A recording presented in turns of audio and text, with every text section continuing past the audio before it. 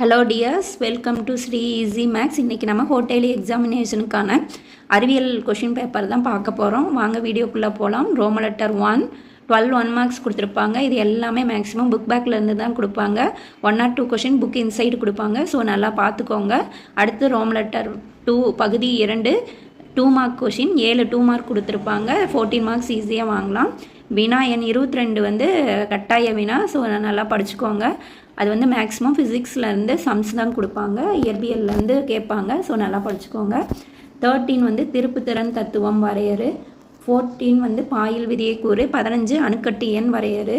16 இரும்பு துருப்பிடத்திற்கான 2 காரணங்கள் தந்தீங்கன்னா போதும். 17 கீழ்கண்டவற்றுள் தலா ஒரு எடுத்துக்காட்டு தரணும். திரவத்தில் வாயு, திரவத்தில் திண்மம், திண்மத்தில் திண்மம், வாயுவில் வாயு. அடுத்து 18 முயலின் பல் வாய்ப்பாட்டினை எழுதுக. 19 போல்டிங் என்றால் என்ன, செயற்கையாக அதை எப்படி வந்து ஊக்குவிக்கலாம் அப்படிங்கிறத எழுதணும். 20 வந்து டயக்ராம் கொடுத்துருக்காங்க, ஏபிசிடி கொடுத்துருக்காங்க. அதனுடைய பாகங்களை வந்து நீங்கள் வரைஞ்சி எழுதணும். அடுத்து 21 இதய வாழ்வுகளின் முக்கியத்துவம் கொடுத்துருக்காங்க. 22 வந்து சம்ஸ் கொடுத்துருக்காங்க. ஸோ இது வந்து 5 நிமிடத்தில் உருவாகும் வெப்பத்தின் அளவை வந்து நீங்கள் கண்டுபிடிக்கணும். அடுத்தது பகுதி 3, இது வந்து 4 மார்க் கொஷின்ஸ். 7 4 மார்க் அட்டன் பண்ணும். இது வந்து 32வது கொஷின் வந்து கட்டாய வினா. 23 கிட்ட பறவை மற்றும் தூரப்பறவை குறைபாடுகளை வந்து வேறுபடுத்தணும். 24 நல்லியல்பு வாயு சமன்பாட்டினை தருவிக்கணும். 25 பொது ஈர்ப்பியல் விதிவியோட பயன்கள் என்னன்னு சொல்லணும். 26 தெவிட்டிய கரைசல் தெவிட்டாத கரைசல் ரெண்டும் தனித்தனியாக குறிப்பு வரையணும். 27 ஈரம் உறிஞ்சும் சேர்மங்களும் ஈரம் உறிஞ்சி கரையும் சேர்மங்களுக்கு இடையான வேறுபாடுகள் வந்து எழுதணும். 28 ஈஸ்ட்ரோஜன் எங்கு உற்பத்தி ஆகின்றன, அவற்றின் பணி என்னென்னு எழுதணும். 29 ஜிப்ரலின் வாழ்வியல் விளைவுகள். 30 ரத்தத்தின் பணியை வந்து பட்டியலிடணும். 31 பொறுத்துக கொடுத்துருக்காங்க. ஸோ அதை வந்து நீங்கள் பார்த்துக்கோங்க. 32 கால்சியம் கார்பனேட்டில் ஒவ்வொரு தனிமத்தின் சதவீத இயல்பை எழுதுக. இது வந்து கெமிஸ்ட்ரியிலேருந்து வேதியியல்லேருந்து கொடுத்துருக்காங்க.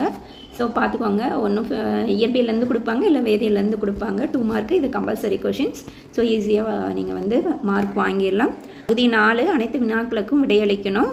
33 வந்து மின்னோட்டம் என்றால் என்ன, மின்னோட்டத்தின் அலகை வரையறு. மின்னோட்டத்தை எந்த கருவியின் மூலம் அளவிட முடியும், மின்சுற்றில் எவ்வாறு இணைக்கப்பட வேண்டும். எல்லா கொஷினும் நீங்கள் எழுதுனீங்கன்னா 7 மார்க்ஸ் ஈஸியாக வாங்கிடலாம். அல்லது உந்தமாறு கோட்பாட்டை கூறி அதனுடைய மெய்ப்பிக்கணும். 2வது கொஷின் வானம் ஏன் நீலம் நிறமாக தோன்றுகிறது.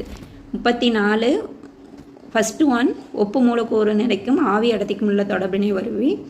செகண்ட் 1 ரசன கலவை என்றால் என எடுத்துக்காட்டு. அல்லது MgSO4 7H2O உப்பை வெப்பப்படுத்தும் போது என்ன நிகழ்கிறது.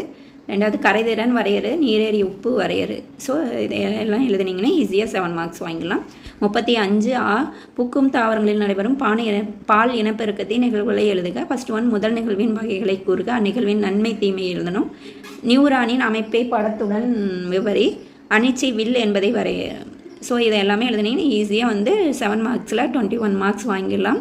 ஸோ ஈஸியாக இதெல்லாம் படிச்சுக்கோங்க. ரொம்ப ரொம்ப இம்பார்ட்டண்டான கொஷின், ரிப்பீட்டடாக கேட்கக்கூடிய questions. All the best dears. Thank you.